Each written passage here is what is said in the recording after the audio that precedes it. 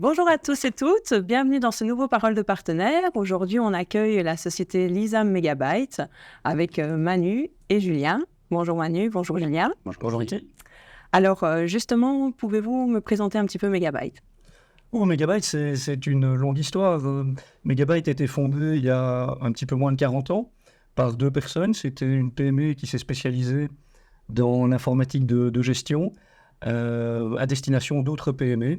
La société a grandi, puis les deux associés fondateurs, il y a quelques années, avaient atteint un âge respectable et ont choisi de vendre leur participation au groupe Lisam.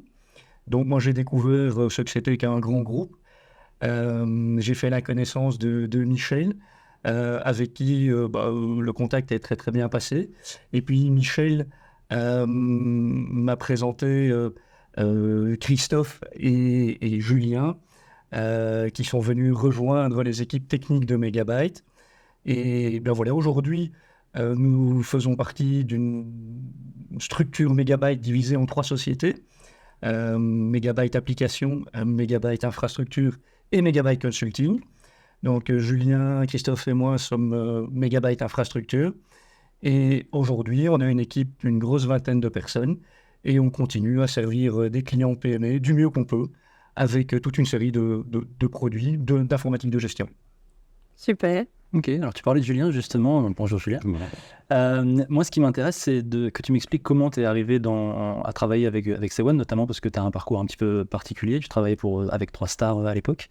Explique-moi comment ça s'est fait cette relation entre nous. Comment tu es arrivé à toquer à notre porte?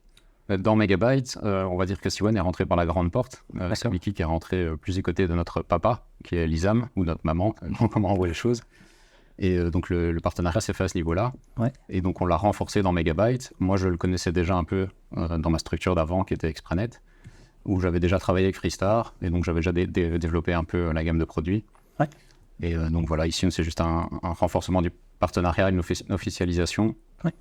Et dans le droit de nous. Et du coup, à l'époque, 3 stars, c'était quand même principalement focusé sur la voix. Donc, il y avait quand même beaucoup moins de produits et services. Donc, aujourd'hui, grâce à Lisam, tu as pu quand même bénéficier d'un portefeuille beaucoup plus complet. Alors qu'avant, c'était quand même principalement dédié sur la voix et sur le trunk. Tout à fait. Donc, le portefeuille a été développé. C'est vrai qu'au début, c'était essentiellement des trunks IP. Et ici, on fait plus de la provision de ligne aussi, du VDSL, fibre. Donc, c'est clair que là, le portefeuille s'est bien développé, quoi. Ok.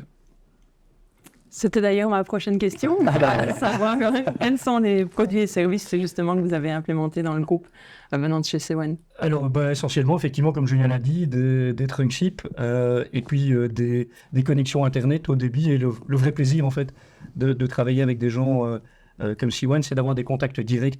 On prend notre téléphone, on a toujours les mêmes personnes qui répondent. C'est efficace, c'est rapide, c'est structuré. Et c'est vraiment ce qui nous plaît, nous, dans ce partenariat. Ok. Moi, j'ai envie de revenir sur ton expérience d'entrepreneur, d'indépendant. Tu as commencé tout seul, tu as monté ta propre structure et à un moment, tu as décidé de t'adosser derrière un plus gros groupe qui est Lisam Megabyte. Tout à fait. Comment ça s'est fait ? Je pense que ça vient avec la complexité de recruter des gens, les bonnes personnes, trouver les bons profils, avoir de la force pour pouvoir répondre aux clients, être sur tous les fronts à la fois. Quand on est indépendant, on est au four et au moulin. On fait la facturation, la technique, l'aspect commercial, donc on fait vraiment tous les fronts. Et donc je pense qu'à un moment, on se dit, il est temps que je rejoigne un groupe qui est plus grand, pour avoir une plus grosse force de frappe, avoir les astuces des autres personnes, avoir un peu comment ils fonctionnent, leur méthodologie, se dire qu'il y a peut-être une solution qui est ailleurs, des choses comme ça. Donc ça, c'était intéressant de se dire que j'allais rejoindre un groupe. Donc à bout d'un moment, effectivement, j'ai dit vers quoi je peux évoluer. Et donc l'évidence de rejoindre un plus gros groupe est tombée sur la table. Et il y a une citation que j'aime bien, c'est seul on va plus vite, mais ensemble on va plus loin. Ouais. Et je trouve que ça résume vraiment bien le truc. Comment s'est fait ce déclencheur? À quel moment tu as eu le déclic de se dire désormais c'est le bon moment, je dois m'adosser derrière un gros groupe? Quand les projets tombent et qu'on ne sait plus suivre, quoi, qu'on a besoin d'engager, que c'est compliqué d'engager, qu'on se dit qu'on va avoir des employés qui vont nous aider, mais ils nous aident, mais en même temps ils doivent prendre leur congé, donc il faut plus de redondance. Donc je pense qu'à un moment, il y a tellement de problématiques, à un moment qu'on se dit il faut être plus, quoi. Donc je reviens sur cette citation que j'ai dit. Ok, voilà. Super, merci beaucoup. Puis on est allé manger ensemble avec Michel. ça se fait toujours comme ça. Voilà, on a passé un bon moment, vous pouvez matcher. Et ça va matcher. Allez, formidable. Super. Super, écoutez, je vous remercie tous les deux pour vos réponses. Exceptionnellement, on va faire juste une pause de quelques secondes pour accueillir 2 autres personnes de Megabyte qui nous rejoignent dans quelques instants. Donc, comme convenu, on se retrouve à nouveau avec la société Lisam et Megabyte pour ce parole de partenaire. Et cette fois-ci, on accueille Christophe et Christophe. Bonjour Christophe Burlet, directeur commercial, on peut le dire, responsable commercial. Et alors Christophe Van den Eyde, responsable commercial aussi. Voilà. Alors moi j'ai une question pour vous, la même question que j'ai posée à Julien il y a quelques minutes. Christophe, pour toi. Comment tu as vécu ton parcours d'entrepreneur? Tu étais indépendant, tu as monté une structure et puis à un moment tu t'es dit tiens, je vais m'adosser derrière quelqu'un. Comment ça s'est fait pour toi? Moi j'ai un parcours un peu atypique, c'est-à-dire que j'ai développé ma boîte dès que j'étais en 2e graduat. Donc je voulais une société comme ça et j'ai cassé un jour un cochon avec plein d'argent dedans pour l'ouvrir. D'accord. Parce qu'en fait j'avais travaillé déjà avant en fait en tant qu'étudiant et j'avais déjà cette envie d'entreprendre en fait. Donc j'ai développé cette partie pour la partie IT qui était ma passion. Ensuite, je rejoins très clairement en fait Julien, pour lequel j'ai vécu plus ou moins la même chose en termes de difficulté de trouver du personnel, ce genre de choses. Mais j'ai peut-être adossé un petit peu dans mon parcours le fait que moi au moment où j'ai fait le choix de vendre ou de changer de parcours, j'avais 3 possibilités, en tout cas que je m'étais mis. La première étant le fait de grandir, donc de passer de 5 personnes à 25. Donc c'était par palier, je veux dire, qui était mon premier objectif de palier. Mais pendant cette réflexion que j'ai eue, j'ai vécu en fait un très très mauvais moment avec un employé. Qui a complètement fait changer la donne en fait au niveau de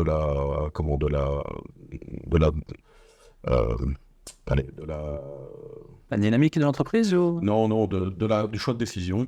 Ouais, ok, sur tes 3 choix. Donc, exactement. Le premier est tombé à l'eau. Exactement. Et puis ensuite, le 3e choix, c'était changer complètement de parcours de vie. Ok. Et l'idée était d'aller ouvrir en fait un hôtel en Corse. D'accord. Et élever des filles. Avec mon épouse, qui elle est chef dans un restaurant. D'accord. Et puis finalement j'ai rencontré Michel parce que j'étais dans l'objectif de vendre la boîte. Ouais. Et ça a matché. Et en fait je suis rentré dans le groupe de Lisam en 2020, ouais. Avec toujours cette idée en fait d'ouvrir un hôtel en Corse. Ok, quand même le choix 3 n'est pas mort. Voilà, tout à fait.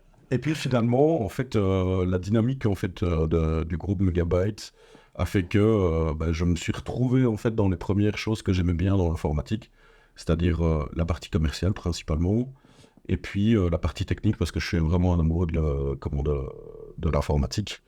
Donc voilà, c'est comme ça que ça s'est fait. Puis j'ai rencontré Manu, Julien. Par la suite, et tout match, voilà. Et puis maintenant, on a un pôle qui se trouve à Namur. Ouais. Voilà. Ok. Alors c'est intéressant, du coup, Christophe, c'est un petit peu différent. Ça fait combien maintenant? 1 an que tu es dans le groupe Lisam? Pratiquement 2 ans. 2 ans déjà. 2 ans dans le groupe Safico qui a été repris vers le mois d'avril de 2023. Alors moi, j'ai un assez long parcours en téléphonie. J'ai intégré Safico il y a 2 ans parce que j'avais un associé qui a pris sa retraite et j'avais donc un portefeuille qui a fort intéressé la société Safico et on a mené beaucoup de réflexions sur le maintien de la qualité du service auprès de nos clients. Ouais. Alors qu'est-ce que ça implique? Évidemment, il faut des finances, c'est certain, et il faut toujours l'adéquation entre l'augmentation du chiffre d'affaires, le commerce et un service technique qui suit. Donc le problème s'est posé et on a toujours travaillé avec un thermomètre de satisfaction des clients.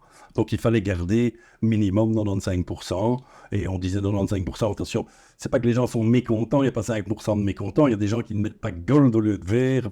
Donc toujours garder ce même principe. Évidemment, au fur et à mesure qu'il y a la charge de travail, le petit indépendant qui répond à tout le monde de son GSM, de sa voiture en disant « je m'occupe de ça dès que je suis au bureau », ça ne va plus à un moment, ça n'est plus satisfaisant, on ne peut plus augmenter ce taux de satisfaction. Il faut un helpdesk derrière, il faut un service technique qui va pouvoir suivre et donc il y a une croissance nécessaire. comme dans les centraux téléphoniques et dans les services d'aide au réseau, on travaille beaucoup sous forme de contrats de service sur nos propres fonds, d'où évidemment c'est facile à comprendre qu'à un moment, si on ne fait pas appel à des banques, on doit faire appel à du capital. Pourquoi? Pour garder des marges serrées. Parce qu'évidemment, si on fait tout financer, le leaseback, ça se paye. Le client, il doit le payer. Donc, du financement, des ressources humaines, bien entendu, pour garder cette qualité de service après-vente, technique, helpdesk. Donc, toujours être à l'écoute du client. Et la partie commerciale, toujours en contact avec le client. Toujours cette proximité. Et donc, une fois qu'on intègre un grand groupe bien organisé, eh bien, on peut continuer à croître, un commercial en plus, 2 techniciens en plus, mais toujours en gardant cette même qualité. Et c'est l'intégration au sein d'un groupe qui a les reins solides et cette même vision on va dire, d'excellence qui a fait que on a intégré le groupe et choisi des partenaires avec méthode Et rigueur. et rigueur, bien entendu. Mais justement, ici, donc cette histoire nous rappelle une autre histoire qu'on connaît bien, Thomas, je pense, d'avoir apporté justement et d'avoir trouvé au sein d'un grand groupe des valeurs et des convictions qu'on défendait. Mais qu'est-ce qui fait justement votre arrivée auprès de Megabyte et après par rapport à la concurrence? Qu'est-ce que fait comment se différencie Megabyte par rapport à la concurrence? Toujours cette philosophie de l'indépendant, face-to-face avec le client, en grandissant et en gardant la même qualité de relation avec le client qui devient aussi un partenaire, forcément. Donc c'est très important de garder cette philosophie et de se garder les moyens pour conserver ça. Donc il faut faire des choix judicieux dans la partie technique, dans la partie commerciale, bien entendu, la partie organisationnelle, comptabilité, finance, etc. Donc ça, c'est vraiment un point qui était très, très prépondérant pour intégrer le groupe Lissam. Et je pense que ça rassure aussi le client très clairement, parce qu'en fait, le fait d'être une petite entreprise, c'est une personne à la tête de l'entreprise. S'il lui arrive quelque chose, il se passe beaucoup de choses, surtout en informatique. Le fait d'intégrer un grand groupe permet de rassurer. Alors, il y a une double connotation à ça, parce que ça rassure et ça ne rassure pas. Ça rassure par le fait que, donc il y a ce grand groupe, comme je viens de le dire, mais ça rassure pas dans le sens où la dynamique que nous avions est pas perdue, mais presque, parce que il y a un effet plus complexe, je veux dire, dans un plus grand, dans une plus grande structure, quoi. Mais moi, je pense que c'est plutôt le côté rassurant. Donc, vous avez pu garder ce côté rassurant et cocooning du client avec un grand groupe derrière qui vous aide à assumer les aspects techniques, l'apport de produits supplémentaires, etc. Oui, tout à fait, parce que moi, dans ma partie, je voulais l'excellence, en fait, au niveau de l'installation, configuration chez mes clients, service. Je faisais beaucoup attention à ça. Et quand j'ai intégré le groupe, mon but était d'essayer de garder, en fait, cette partie-là. Et ça, je pense que en clientèle, on montre en fait qu'on est encore là, et donc le client n'est pas si perdu que ça. C'est ça. Alors, tu parles d'excellence, du coup je rebondis sur C1. Comment nous on fait pour vous fournir ce niveau d'excellence, et à quel moment C1 a une valeur ajoutée pour le développement de vos activités? La valeur ajoutée, elle est dans la proximité en fait. Ouais. Donc c'est-à-dire que lorsqu'on implémente une solution avec nous, on a du répondant. Donc quand on a un problème, vous êtes là, mais quand on a une demande, vous êtes là. Okay. Et je pense que c'est ça aujourd'hui qui fait la différenciation entre une structure X, je ne vais pas nommer de nom. On les connaît tous.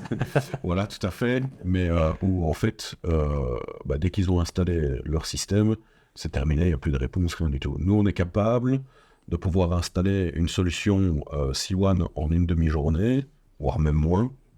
Tout dépend évidemment de la complexité du projet.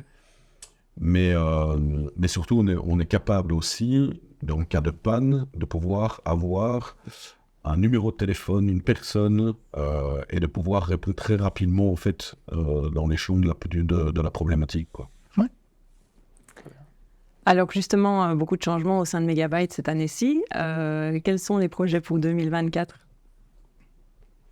Projet pour le 2024, comme nous sommes quelques PME qui ont intégré en même temps le groupe dans des activités relativement complémentaires, on fait partie d'une partie du groupe spécialisée depuis de longues années dans la vente de logiciels de comptabilité et de gestion, par exemple. Il est évident qu'il y a une complémentarité entre un client qui vous suit depuis 30 ans pour votre comptabilité, vos logiciels de gestion, et la même société qui peut offrir une infrastructure avec des services et donc une intégration plus complète et plus large avec des petits pôles spécialisés qui vont être chapeautés par, comme je le disais tout à l'heure, une organisation à la hauteur. Très bien. Super. Merci beaucoup pour vos réponses à tous les Merci à deux. vous, Merci Thomas pour ta présence aussi. Et on se retrouve bientôt pour un nouveau Parole de partenaire.